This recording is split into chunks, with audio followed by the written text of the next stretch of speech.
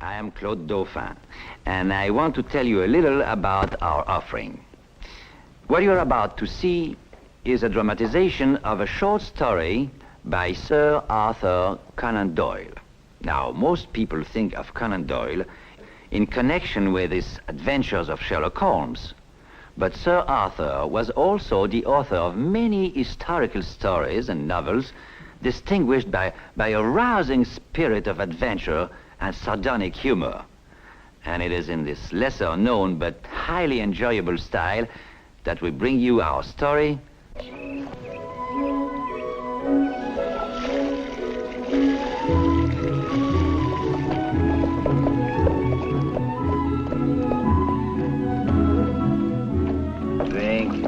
Drink, my little Violet. Drink, my darling, to the full, huh?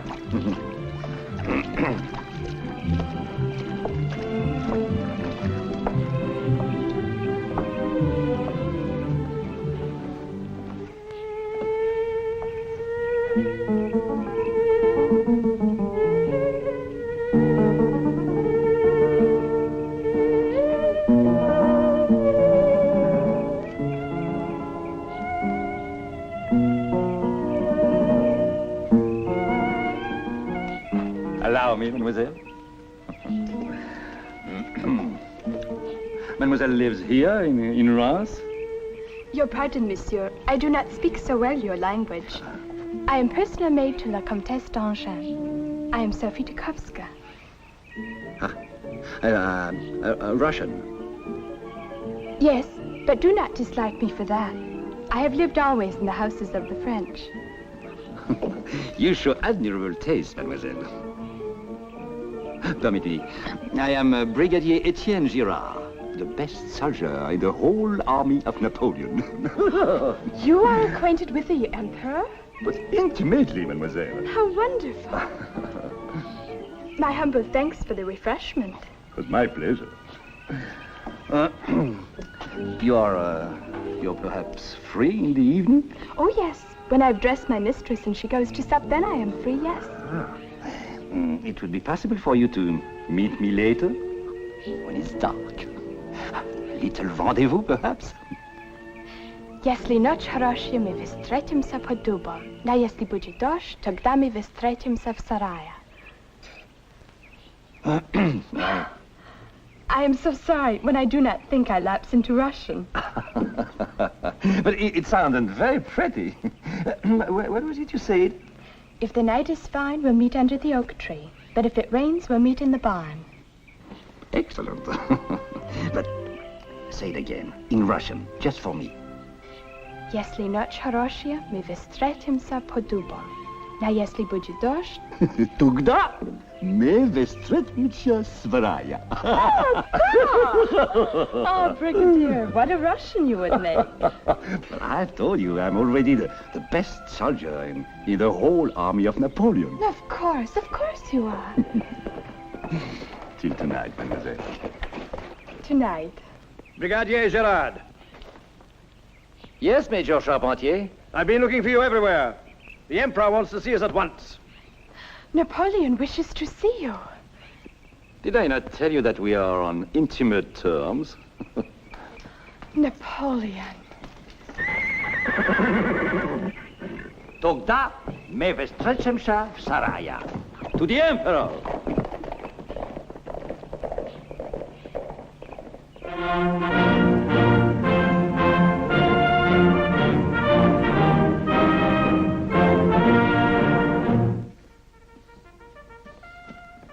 Your sword, Berthier. Here you see, Berthier, the valley of the Meuse, and here, Berlin. Sire, the officers you sent for.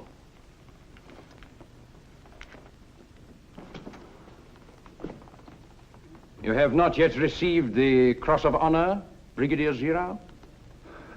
I have not, Your Imperial Majesty.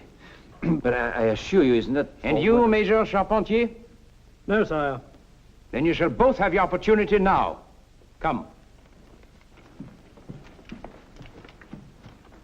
I shall be frank with you, gentlemen, as with two comrades. After all, I believe you've both been with me since Marengo, is it? Here we are at Reims, our present headquarters. Here is Paris, distant by road a good 25 leagues. The Prussian army occupies the north under Blücher, to the south under Schwarzenberg. Now, the more these Prussians invade into the countryside, the more completely I shall crush them. They are about to advance on Paris.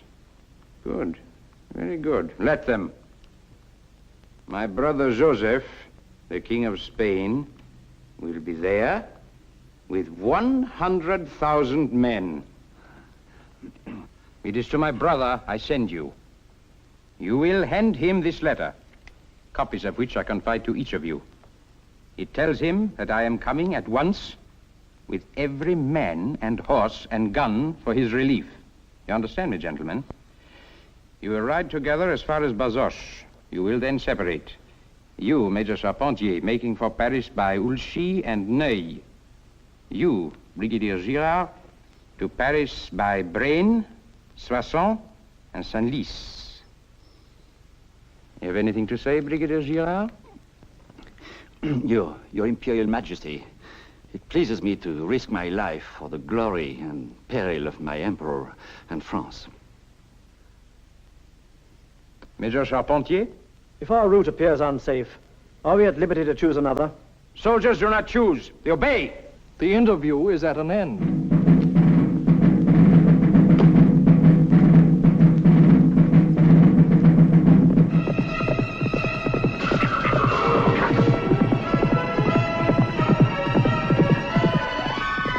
All that afternoon, we galloped on towards Bazoches.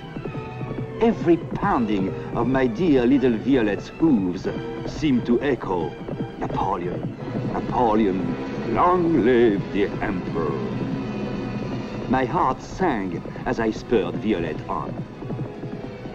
I've never been friendly with Charpentier, and today he was more uncommunicative than ever, seeming to be lost in scowling thoughts of his own.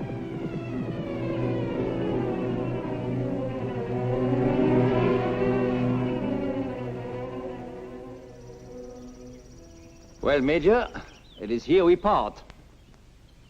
What do you make of it, Brigadier? Of what? Mission, of course. Surely it is plain enough. You think so? Why should the Emperor tell us his plans? Because he's recognized our intelligence. May I ask what you intend to do if you find these villages full of Prussians? I shall obey my orders. But you'll get killed! Very possibly. But I will have had the honor of giving my life for my Emperor.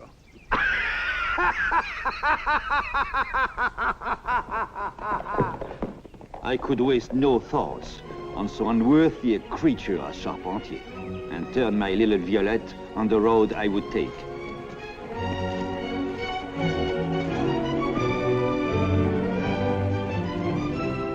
On through the night I raced, borne by my trusty little Violet. I would at all costs fulfill my mission.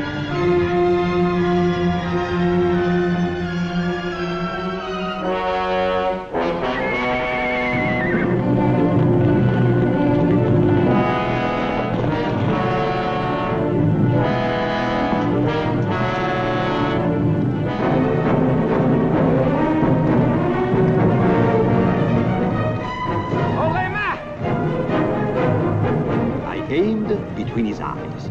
But then I thought of his poor mother, and I dropped my aim to his shoulder.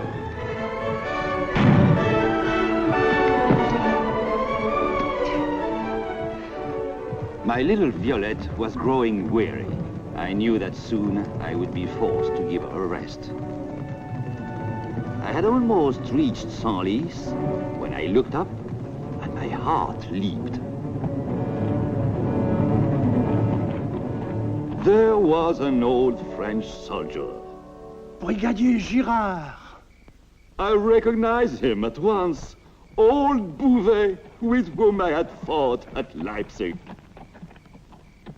Bouvet, my old friend. What in the world are you doing here? The Emperor has entrusted me with a mission. I am on my way to Paris. But why this way? There are only Prussian and Cossack here. I prefer to go where the enemy is. Don't be such a hot-headed young fool. Go straight to Paris with your dispatch. Why to go through Senlis, where you're almost sure to be taken or killed? Is Senlis truly occupied? There was a poke of Cossack occupying the mayor's house down there, but they have just been chased out by a squadron of our Poles. Then the mayor's house is now unoccupied. For the moment. But the Cossack will return. And you know, the mayor is known to have the best seller of cheeses and spice meat in this part of France. Look, my old Bouvet, I think my little Violette needs a rest.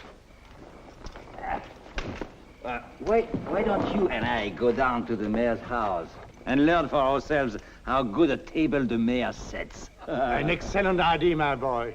But we must be ready to fly at a moment's notice, because at any instant, the Cossack may return.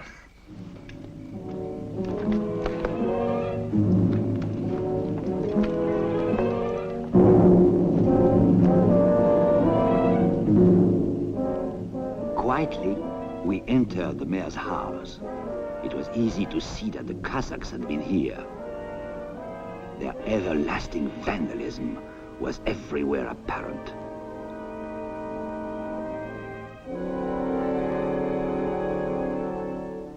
Bouvet knew the way to the cellar and wasted no time in leading me to it.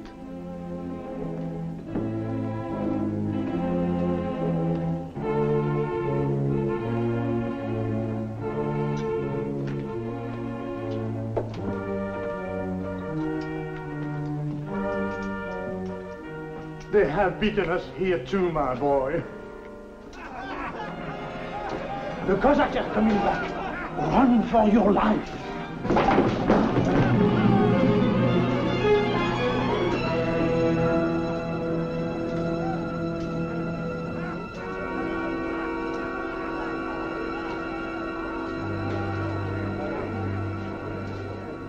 There was no use denying it. I was trapped. I cursed my stupidity.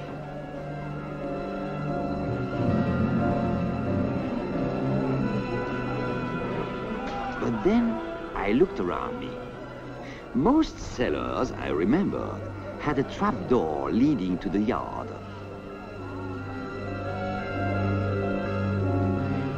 There was a door, however.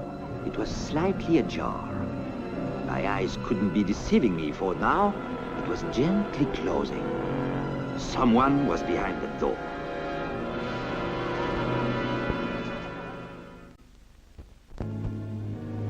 Well, whoever was there would soon find he had no chicken to deal with.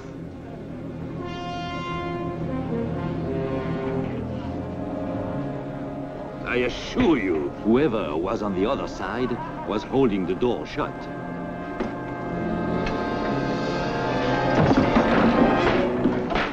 Sir, I surrender myself on a promise of quarter. But if I don't have your promise, I will then sell my life as dearly as I can.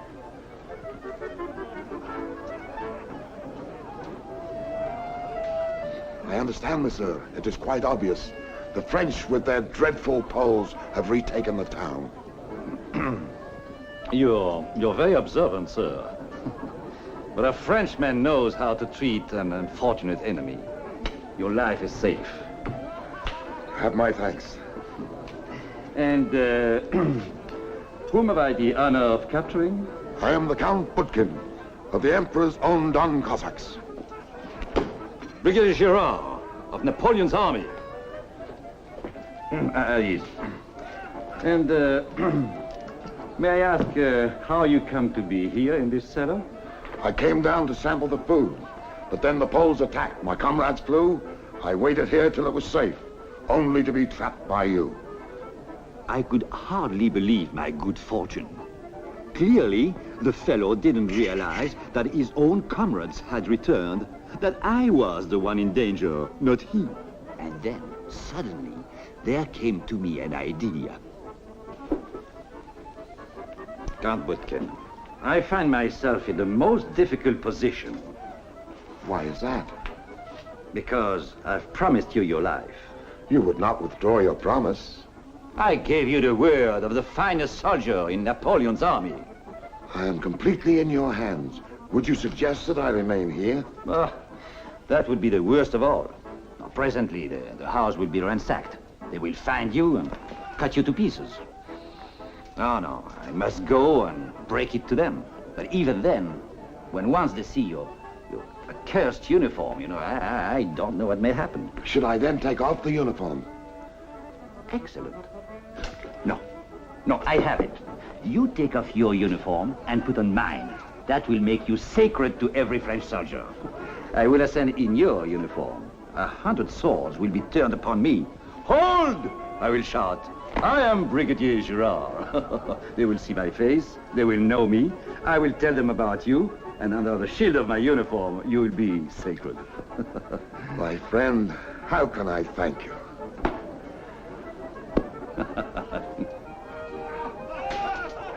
And so we exchanged uniforms. I didn't forget to change my precious letter to its place next to my heart.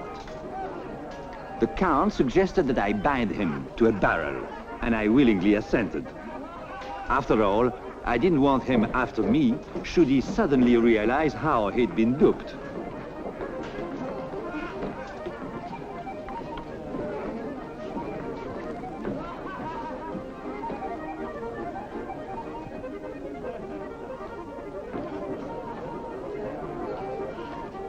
We parted amiably, and I left him to ponder his own error.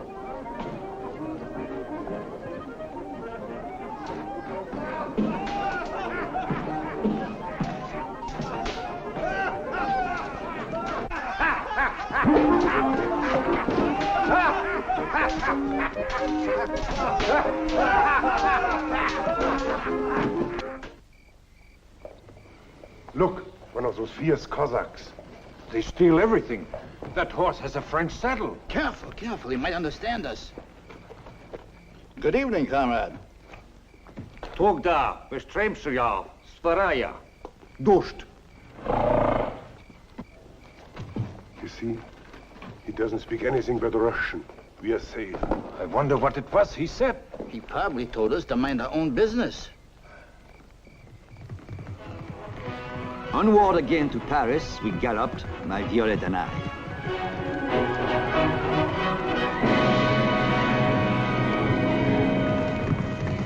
And then, straight ahead of me, I saw him. A Cossack officer, even bigger than Count Butkin. And he suspected something.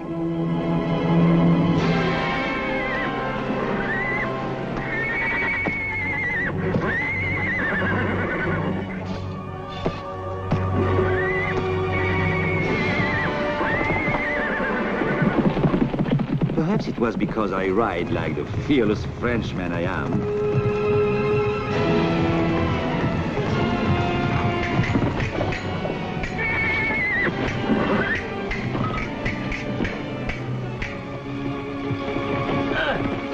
Down he went with a groan and mighty crash. And Violette and I again were on our way in the service of the Emperor. It was just past noon when we neared the post outside Paris. The glorious tricolor fluttered in the breeze. I could see a noble French soldier looking off at me. Long live the Emperor! Long live Napoleon! No, wait a minute. I am in the service of the Emperor. I'm the Brigadier Girard. You are one of us? But of course, did I not just tell you? I am the celebrated Brigadier Girard. Look, I have a dispatch for the Emperor's brother, the King of Spain, from the hands of the Emperor himself.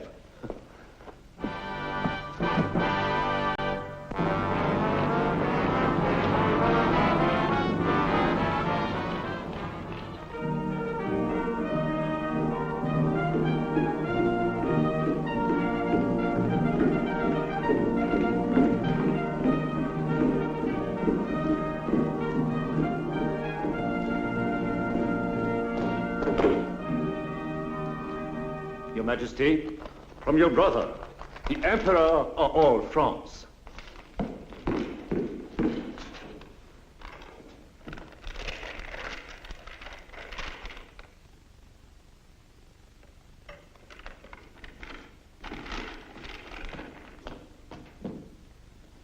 What do you make of it, Monsieur de Talleyrand? Your Majesty, I am confounded.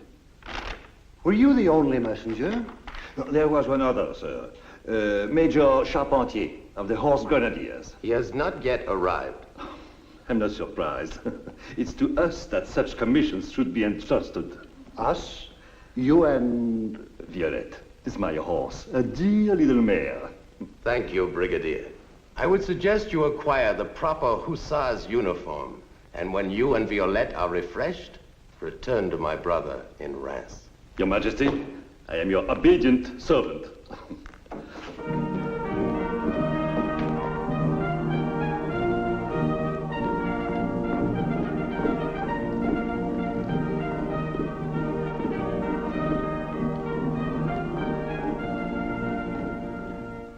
Next morning early, Violette and I set off by a safe and shorter route to return to the camp of the Emperor.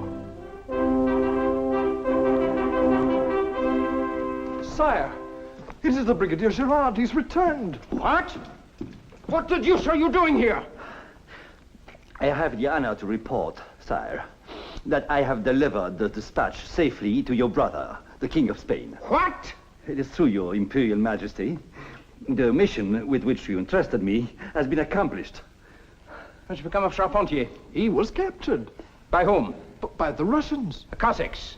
No, a single Cossack. He gave himself up? Without resistance. He is an intelligent officer. You will see that he is awarded the Medal of Honor. As to you, you brain of a hare, what do you think you were sent on this mission for? Do you conceive that I would send a really important message by such a hand as yours through every village that the enemy holds? How you came through them passes my comprehension. But if your fellow messenger had had as little sense as you, my whole plan of campaign would have been ruined. Can't you see, you simpleton, that the message contained false news, which was intended to deceive the enemy, while I put a very different scheme into execution? Sire, when you are dealing with a man like me, you would find it wiser to deal openly. I had known that you wanted the dispatch to fall into the hands of the enemy. I would have seen that it came there. As I believed that I was to guard it, I would have sacrificed my life for it. I don't believe, sire, that any man in the world ever met with such danger as I did in trying to carry out what I thought was your will.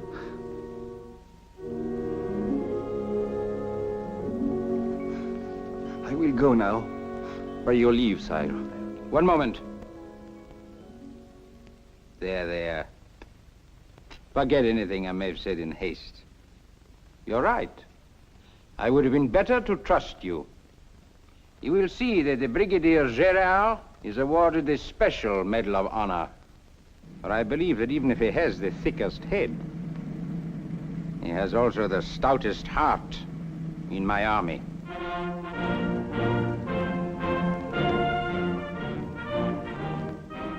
Never did a medal shine more brilliantly than mine. Never did a medal shine, as the Emperor himself admitted, over so stout a heart. And there was one in particular I wanted to have see me tonight. After all, did I not have a rendezvous with little Sophie?